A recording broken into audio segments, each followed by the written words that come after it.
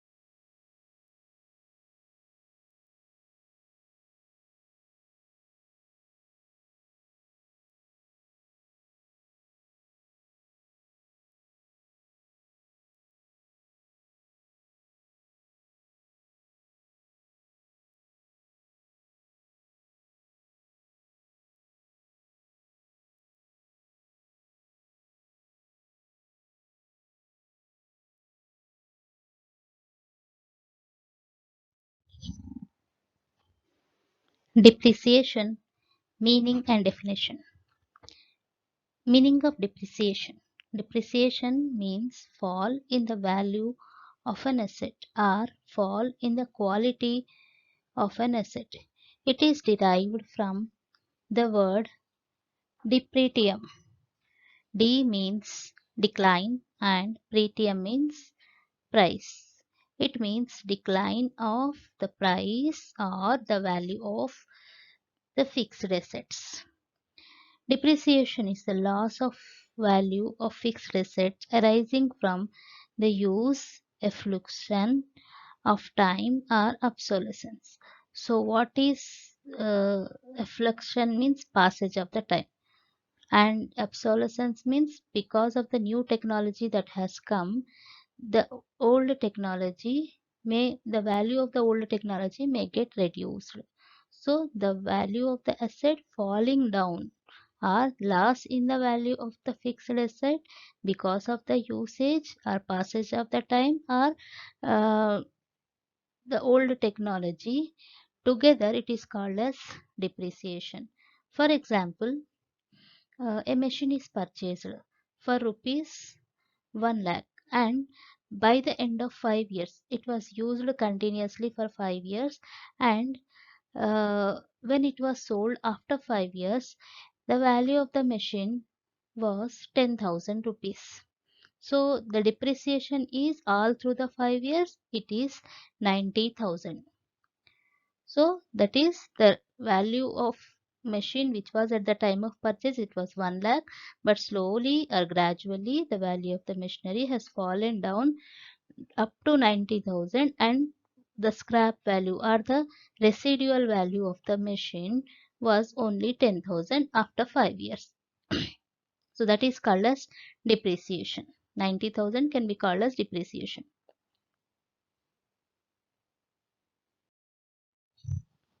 Depreciation is treated as business expense and charged to profit and loss account. It reduces the net profit of the business and the value of the asset. So depreciation is a business expense, though we are not exactly taking it from the expenses, direct expenses, but still it is considered as the business expense only. And we have to take it, we will be taking it as an expense in the profit and loss account, which again reduces the net profit of the organization. And also it even reduces the value of the asset every year. So, what are the definitions given uh, by W. Pickles? The depreciation is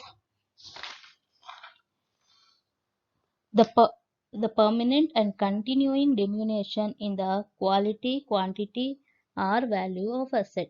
So it is permanent. Again, you will not get back, or it is not temporary, and again it is going to increase, but it is permanent. And it is continuously decreasing, diminuing in the sense decreasing. What is decreasing? The quality as well as the quantity or the value of asset. Then L.C. Cropper, he defined depreciation as the diminution in the financial value of an asset owing to wear and tear, reflection of time, obsolescence, or similar causes. It means diminution means again decline. What is declining? The financial value, the money or the value, financial value or the money of that or the purchase price, we can say exactly, of that asset is getting decreased. Why it is getting decreased? Because of the wear and tear. Because wear and tear in the sense continuously using that particular asset. Like if a vehicle is there, you are every day running that vehicle. If a machine is there, you are using that machine for the production purposes. So wear and tear. Then effluxion of time, passage of the time.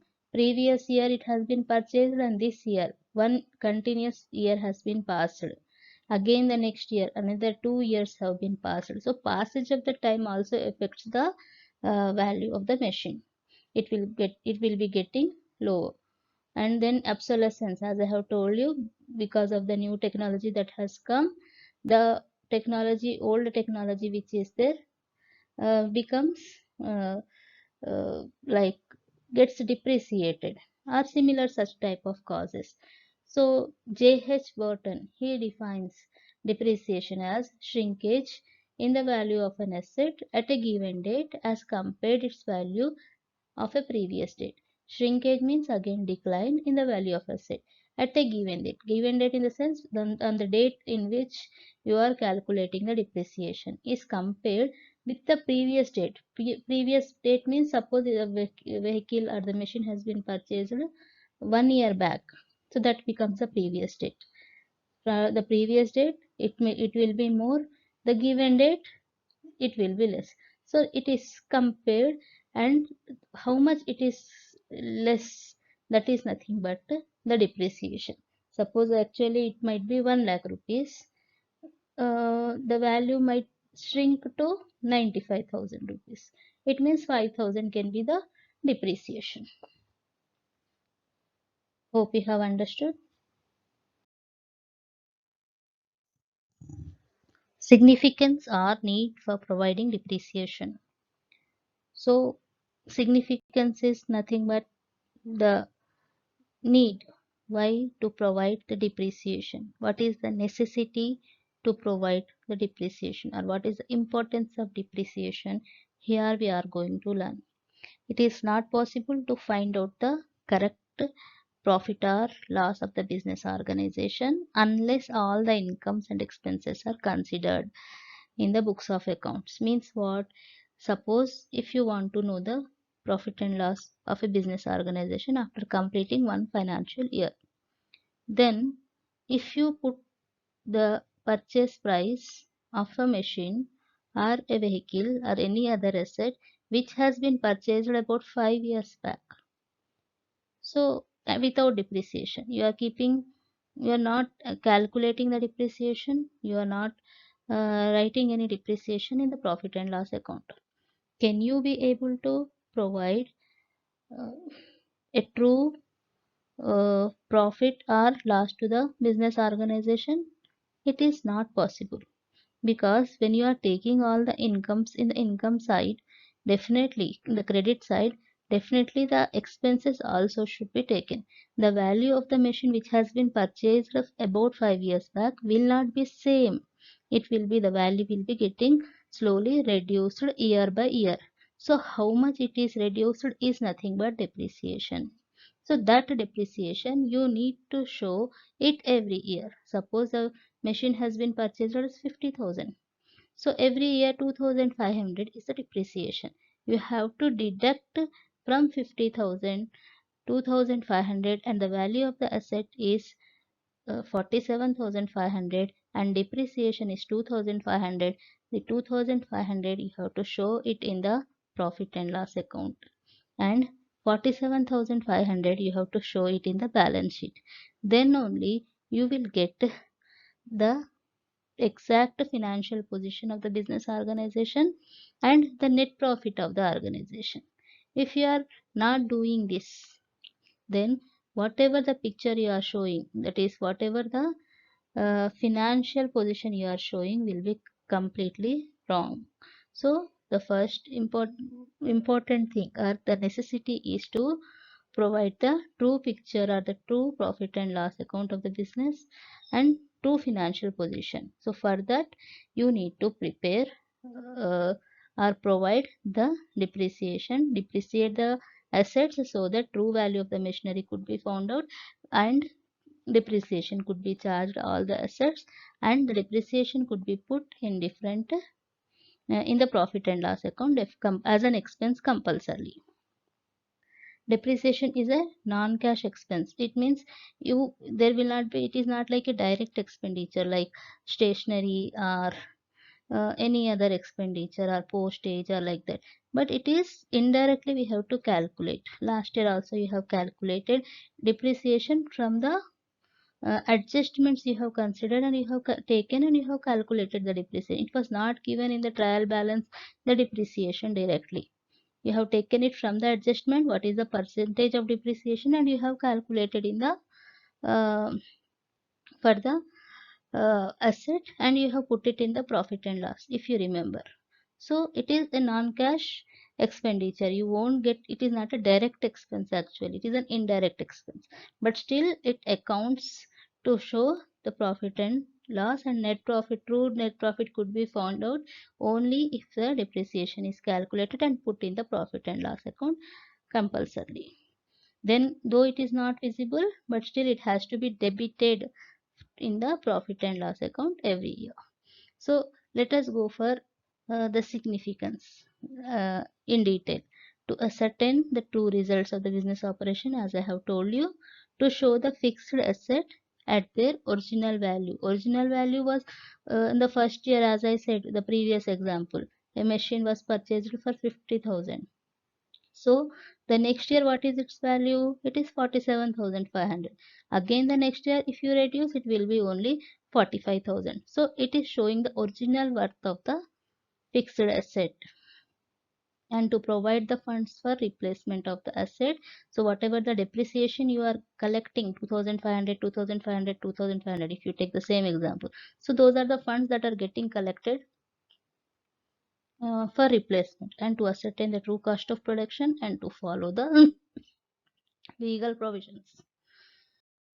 Here we will discuss about the causes of depreciation. Number 1, wear and tear. 2, depletion. 3, accidents. 4, obsolescence. 5, afflection of time or passage of time. And sixth one is fluctuations. So let us see each one in detail. Wear and tear. Wear and tear is nothing but a continuous or constant usage of the machinery or vehicle or furniture, which decreases the value of the particular asset. Then depletion is generally for the loss of the natural resources, such as mineral wealth is a constant extraction of the minerals will also reduce the value of that natural resource, such as from when minerals are being extracted from mines, quarries, oil wells, etc. So as it is non-recurring asset actually, non-recurring natural resource. So continuously if you take out, the value of that oil well or that value of that mine will get depleted year by year. Then accidents is if the vehicle is there, for example, it might and it might be the occurrence of any accident, or sometimes in the production center only there can be fire or something uh, may happen, so which also reduces the value of the asset. It is not actually the gradual decrease, but still the value, a permanent loss in the value of that particular asset will take place. Maybe newly brought machinery also might be occurrence of accident may take place and reduce the value of that machine or vehicle or something. So it is accidents also one of the cause of the depreciation. Then obsolescence, as I have explained in the previous uh, class also about the obsolescence, it is nothing but the due to new inventions and technological improvements, there can be better type of assets might have come, availability of the better type of assets in the market, which reduces the value of the existing asset in the company. So that is obsolescence. becoming outdated also, we can say. Outdated, like typewriters are outdated now because of systems, computers have come. So the value of the typewriters went down. So that can be obsolescence. Then the next one, it is afflection of time. Afflection of time or passage of the time means the same, because as a passage of the value of a machinery or vehicle reduces, because year by year, as a time passes, value of any of the asset constantly decreases. Like leasehold properties, intangible assets like patents, copyrights, these all will be, as the time passes, value of that particular asset will get slowly reduced.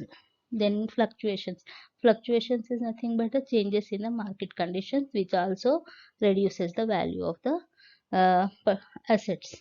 Then we also will be discussing about the important factors in the measurement of depreciation. There are three important factors which should be considered for determining the amount of the depreciation. Number one, it is cost of the asset.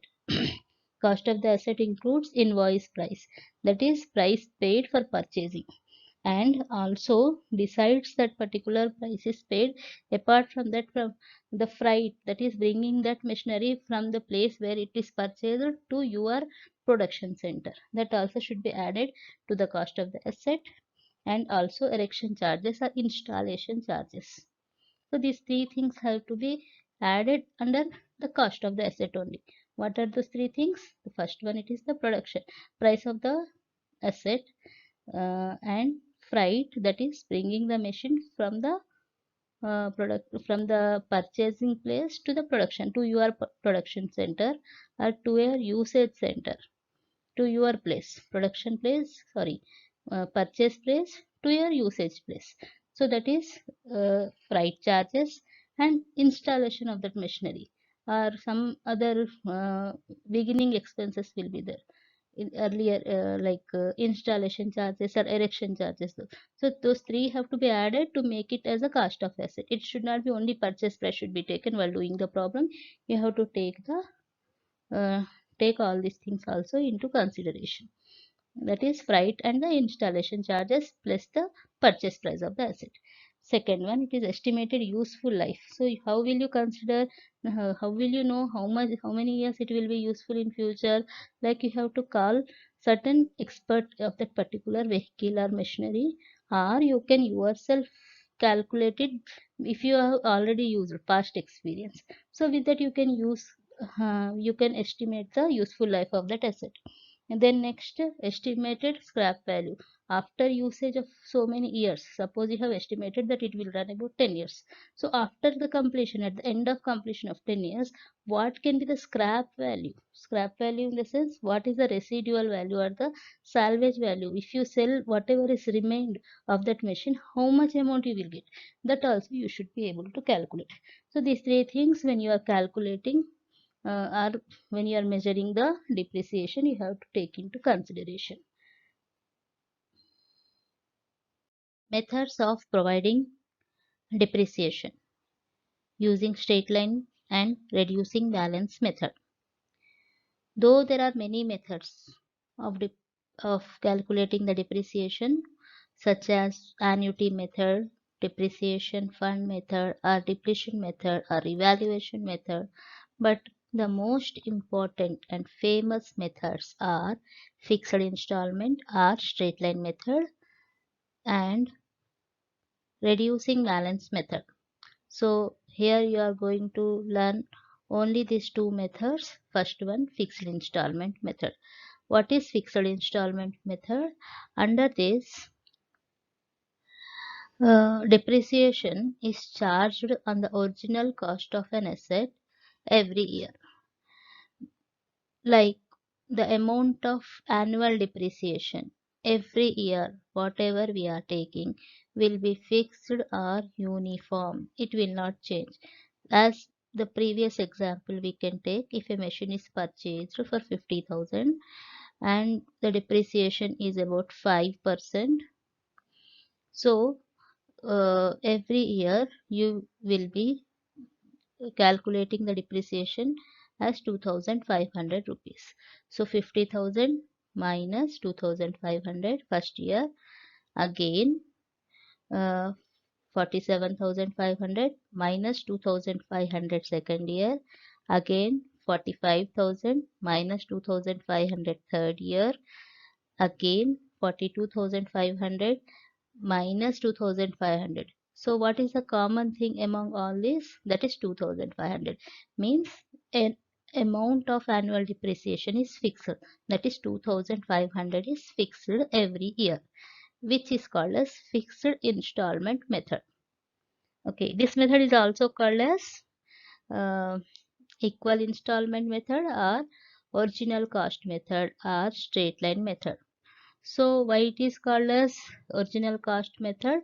Because fixed percentage on the original cost is calculated every year. So it is called as original cost method. And the amount of depreciation presented, if presented on a graph paper, it will appear in a straight line. So it is called as straight line method. Okay. And equal installment method, because every year equal installment is being taken into consideration. So these are all the things. This to which type of assets it is mostly suitable? It is freehold land and buildings, patents, trademarks, and also sometimes plant and machinery. This method is suitable for. So what are the advantages of straight line method? It is easy to understand. Like as I said, every year 2,500 annual rate, annual depreciation means it is easily it can be easily understood and simple to calculate the amount of depreciation, 5% something. Then next it can reduce the book value to zero, like 2,500 every year you're deducting. At a certain point after completion of 10 years, it will be the value of that machine or asset, it will become zero. So it can reduce the book value of that asset to zero also, and its scrap value also becomes zero at the end of the useful life. Then this method is suitable for small concerns or the small firms mainly. This method is useful to those type of assets such as fixed assets such as patents, leasehold properties, furnitures, and in some cases plant and machinery also. There are certain disadvantages. The major disadvantage is that it is not recognized by the tax authorities, and even with the passage of the time, the value of the asset is getting decreased, but the depreciation remains, but the value of asset remains the same. So no provision is made. uh, so though the value is getting decreased, but you are not able to show the same value with the passage of the time. You are showing more value when the value is getting decreased, but still you are showing the more value of that particular machine, which is not correct. And then is no provision made on the interest on the of amount that is invested. That is whatever 2,500 is the depreciation, you are keeping it in the business organization only. So there is no provision about what the interest of that amount, how much it is getting accumulated, and what is it done with that particular interest of that particular accumulated amount. So there is no provision made on that, and it is difficult to estimate the accurate value. This is not the right way of calculation because you cannot estimate the correct value of the asset. So these are some of the disadvantages. Uh, Let us understand what is diminishing balance method. Diminishing balance method. Under this method, depreciation is calculated at a fixed percentage on the diminishing value of asset. Now, what is diminishing value of asset? Let me give an example. Suppose uh, a person has purchased a furniture for rupees 40,000. So, and he also paid the installation charges, which makes the total value of the firm 50,000. And depreciation is charged uh, of about 20% under diminishing balance method. So, how to calculate the depreciation here? So, what is the total value of the machine? It is 50,000. Sorry, not machine, furniture, it is 50,000. And upon that, how much of the depreciation to be calculated? 50,000 into 20 by 100. How much it will be? It is 10,000. So 10,000 is the depreciation. That is for the first year. Then again to the next year. For example, 2010 you can take. 2010, the total machine cost is 50,000 and depreciation cost is the rate of depreciation is 20%. So 50,000 into 20 by 100 is 10,000.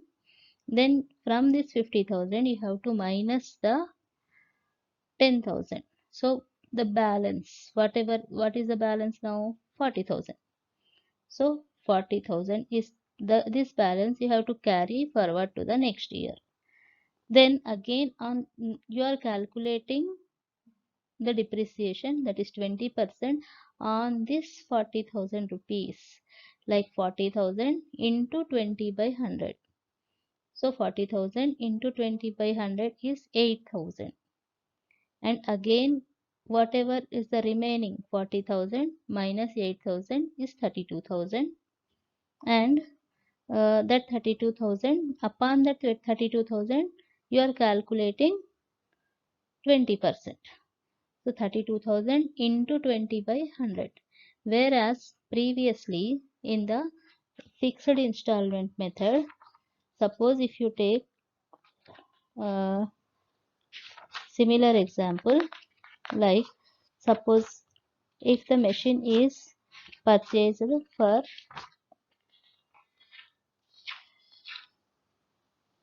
40,000 rupees. So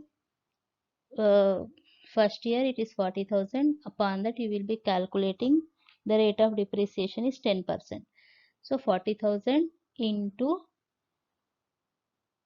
10 by 100. Then again next year. So 40,000 minus 4,000, 36,000 you are carrying forward to the next year. So upon that you are calculating again, you are not again calculating on 36,000, but whatever the previous depreciation which was 4,000, you are taking the 4,000 again this year also. So 36,000 minus 4,000, 32,000. Again the next year, third year, from 32,000 you are not doing anything. Whatever the previous year depreciation, 4,000, you are taking it, minusing it from 32,000. The balance is 28,000. So like this you are calculating the depreciation. You are not calculating every year in the straight line method, whereas you are calculating upon the reduced balances every year under the reducing balance method. That is the difference. So this is also called as the diminishing balance method, is also called as written down value method or reducing balance method. It is suitable with the assets which with more amount of the repairs and all, which reduces with the passage of the time, the value of the asset gets reduced. So such, and even to plant and machinery, furniture, building, this type of calculation of the diminishing balance method is more suitable. So what are the advantages of this method is that is uh, there is no addition, calculation is easy when there is no additions of like 1 year a machine is purchased, again in the next year another machine is added to that. So if this kind of situation is not there, calculation of the depreciation will be easier, or else it will be little difficult. Then next, it is accepted by the IT, that is Income Tax Authority, under IT Act 1961. This is the disadvantage is not there with the diminished straight line method. Then it is also equalizing the burden of profit and loss, like in respect of the repairs and depreciation put together. And it is logical because as the asset is growing older, the amount of depreciation is getting reduced. It is not increasing there, whereas not even constant also. It is getting reduced because the asset is becoming older and older. Whereas this is not there in the fixed installment method. The asset value is getting low and low, whereas the depreciation remains the same. So which was completely illogical. Then disadvantages are, in this method it is difficult to determine the appropriate rate of depreciation. Calculation of the rate of depreciation is little difficult, and value of the asset cannot become zero, because every year as it is getting older, the value of the depreciation also, amount of depreciation is also becoming less, so which cannot make the asset value doesn't become zero, whereas it happens in the fixed installment method. Not suitable for the assets with shorter life. It does not provide for the replacement of the asset. So it does not provide for the replacement of asset means it is uh, doesn't give an opportunity, like replacement of asset is not possible with the calculation of the reducing balance method, and it does not take into consideration what is the interest on capital invested in the asset. Capital invested, like whatever the depreciation that is accumulated, what is, how much is the interest that is getting accumulated over, such type of things are not taken into consideration. So these are some of the disadvantages.